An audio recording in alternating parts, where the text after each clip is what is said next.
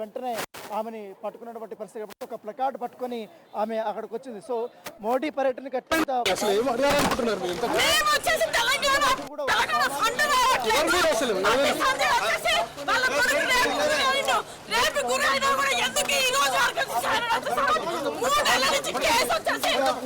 చూసినటువంటి పరిస్థితి దగ్గర పడుతుంది. మహిళని కూడా ఒక్కసారి ఆమె ఏం మాట్లాడుతుందో మనం ఒకసారి విందాం.